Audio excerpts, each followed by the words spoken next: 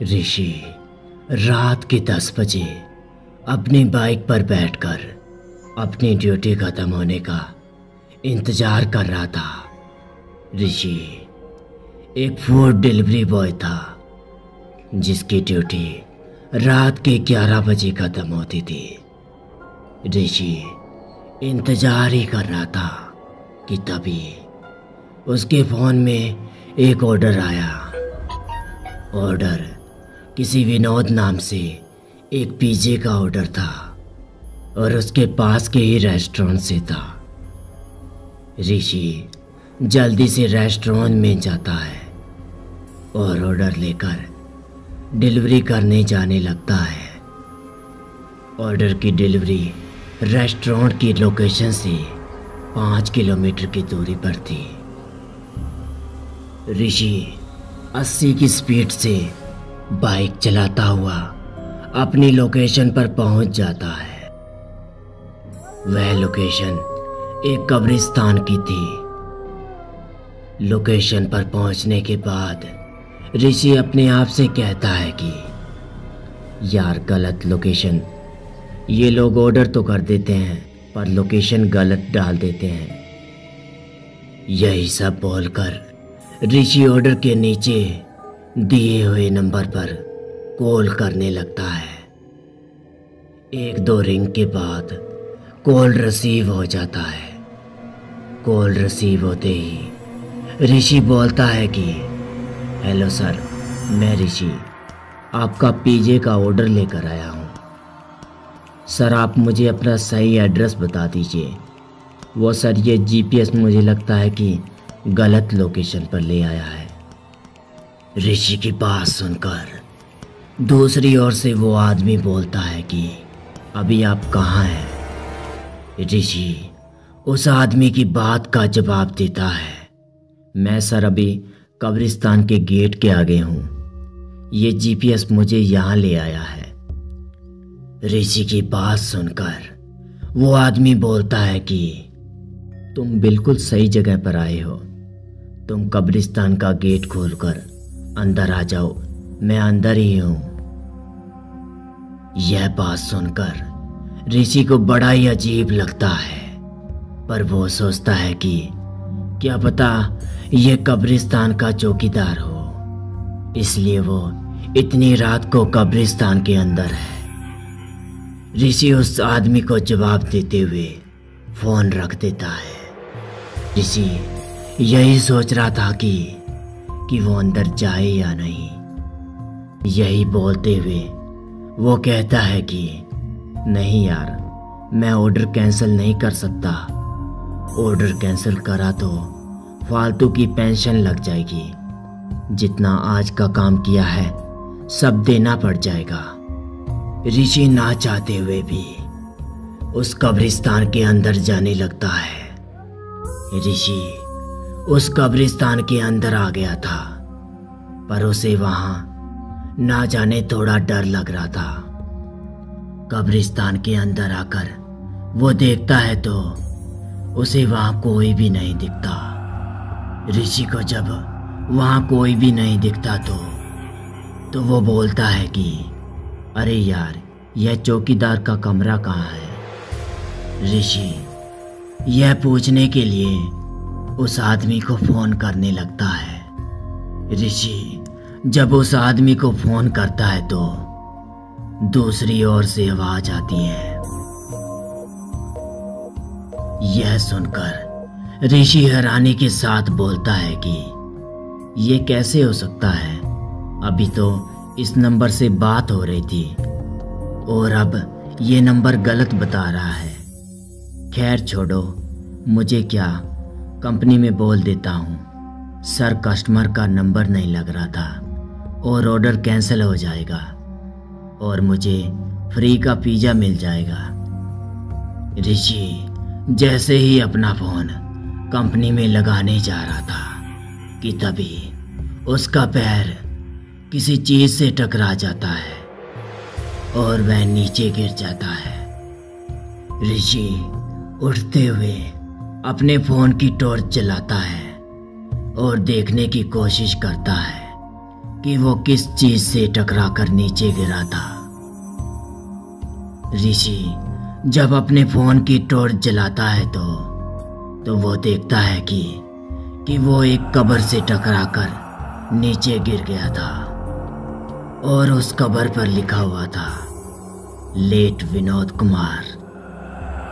ऋषि यह पढ़ता है तो उसकी आंखें फटी की फटी रह जाती हैं। ऋषि डर से कांप रहा था कि तभी उसके पीछे से एक आवाज आती है, हाँ भाई, मेरा ही ऑर्डर है, मैं ही हूँ विनोद कुमार। ऋषि उस आवाज को सुनकर जैसे ही पीछे मुड़ता है तो वो देखता है कि उसके पीछे 25 से 26 साल का लड़का खड़ा था। ऋषि उसको देखकर डरे जा रहा था कि तभी विनोद ऋषि से कहता है कि अरे क्या हो गया भाई, इतना डर क्यों रहे हो। ऋषि पहले तो कुछ नहीं बोलता है, फिर डरते हुए कहता है कि वो कब्र पर आपका ही नाम लिखा है ना। ऋषि की बात सुनकर वो आदमी कहता है कि अबे भाई, एक ही नाम के दो आदमी नहीं हो सकते क्या। ऋषि को उसकी बात सही लगती है और वो उसको उसका ऑर्डर दे देता है और शक करते हुए पूछता है कि आप इतनी रात को इस कब्रिस्तान में क्या कर रहे हैं। ऋषि की यह बात सुनकर वो आदमी कहता है कि मैं यहीं रहता हूँ। यह बोलकर वो आदमी उस कब्रिस्तान के अंदर चला जाता है। उस आदमी का ऐसा बर्ताव देखकर ऋषि को बड़ा ही अजीब लगता है। ऋषि उस आदमी को जाते हुए देख ही रहा था कि तभी उसके पीछे से एक आवाज आती है, अरे भाई, कौन है वहां। मैं कहता हूं कौन है वहां। ऋषि यह आवाज सुनते ही पीछे मुड़कर देखता है तो वहां एक 60 से 65 साल का आदमी खड़ा था और उसके कपड़े देखकर ऐसा लग रहा था कि वो वहां का चौकीदार हो। वो आदमी ऋषि से कहता है कि अरे बेटा, तुम इतनी रात को इस कब्रिस्तान में क्या कर रहे हो। ऋषि उस आदमी के बात का जवाब देते हुए कहता है कि अंकल, मैं एक डिलीवरी बॉय हूँ और मैं यहाँ पिज्जा डिलीवर करने आया हूँ। ऋषि की बात सुनकर वो चौकीदार बड़ी ही हैरानी के साथ कहता है कि पिज्जा डिलीवर करने पर किसको। ऋषि जवाब देता है कि यहाँ जो चौकीदार है उसको। वो चौकीदार ऋषि की बात सुनकर अपनी आंखें बड़ी करते हुए कहता है कि दूसरा चौकीदार, अरे बेटा, ये कब्रिस्तान है, कोई बैंक नहीं जो दो दो चौकीदार हो। यहाँ बस एक ही चौकीदार है, वो भी बस मैं, वो भी बस एक टाइम के लिए। वैसे उसने अपना नाम क्या बताया था। यह बात सुनते ही ऋषि झट से बोलता है कि अंकल, विनोद कुमार। विनोद कुमार का नाम सुनते ही वो आदमी कहता है कि वो सामने देख रहे हो ना बेटा, वो उसी की कब्र है और अब तुम यहाँ से जल्दी चले जाओ, नहीं तो यहाँ कुछ भी हो सकता है। ऋषि उस आदमी की बात सुनकर कहता है कि कुछ भी। अंकल, आप कुछ भी बोलेंगे क्या। अंकल, आज आपको मैं ही मिला था क्या डराने के लिए। चौकीदार अपने गंभीर आवाज में कहता है कि अरे बेटा, क्या तुमने यह नहीं सोचा कि वो आदमी इतनी रात को इस कब्रिस्तान में क्या कर रहा है और वो अब कहाँ चला गया। ऋषि चौकीदार को अपने हाथ से इशारा करते हुए कहता है कि वो अंकल उस ओर चला गया था, अब पता नहीं कहाँ चला गया।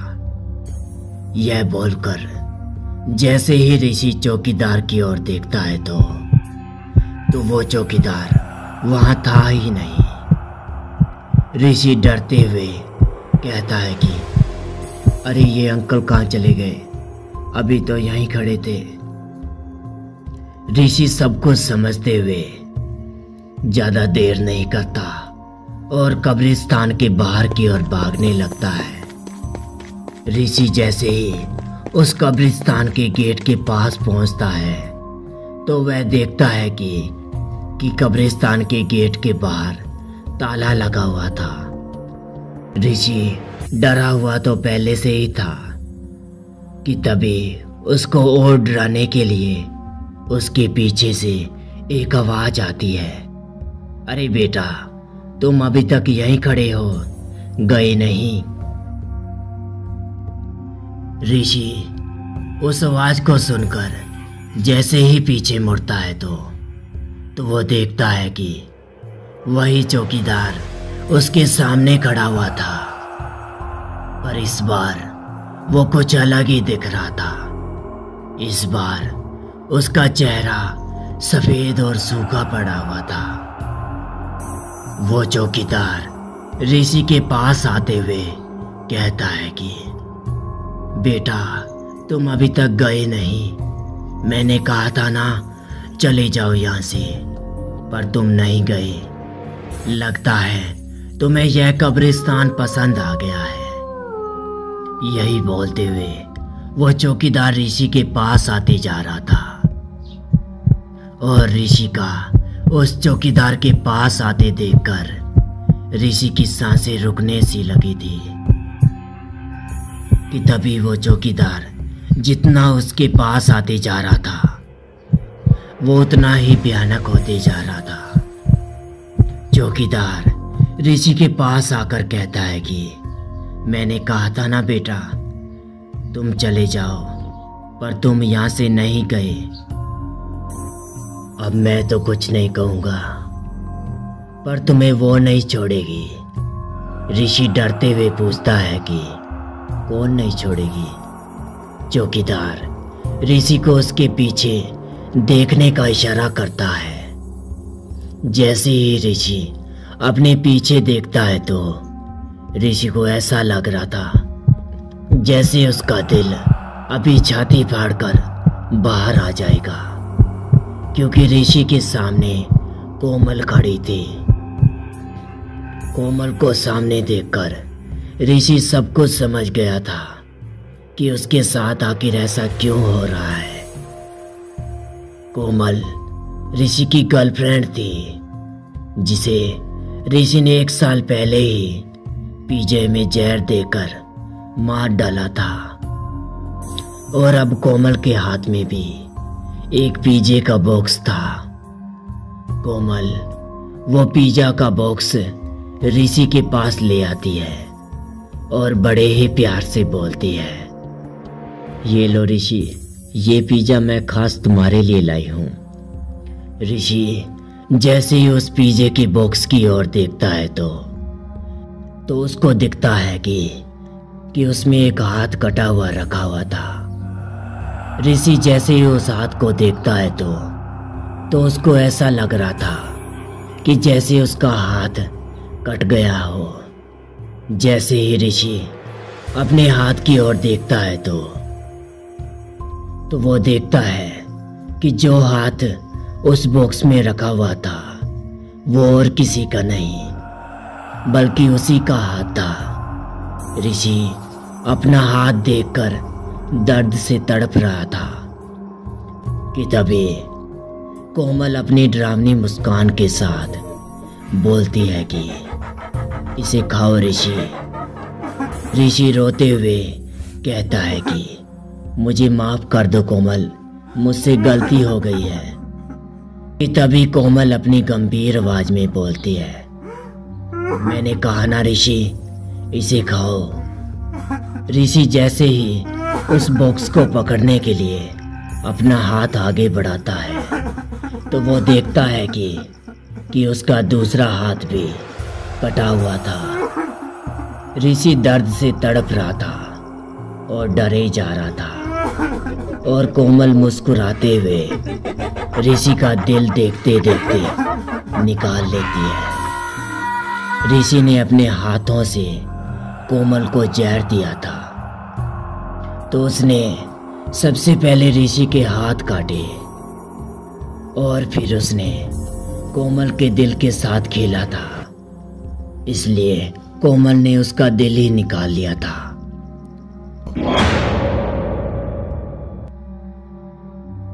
तो दोस्तों, आज के लिए बस इतना ही। अगर आपको यह कहानी पसंद आई तो हमारे चैनल को सब्सक्राइब कर लें और बेल आइकन को भी दबा दें। तो मिलते हैं आगे ऐसी ही रोमांटिक भरी कहानी में। तब तक के लिए good bye and take care.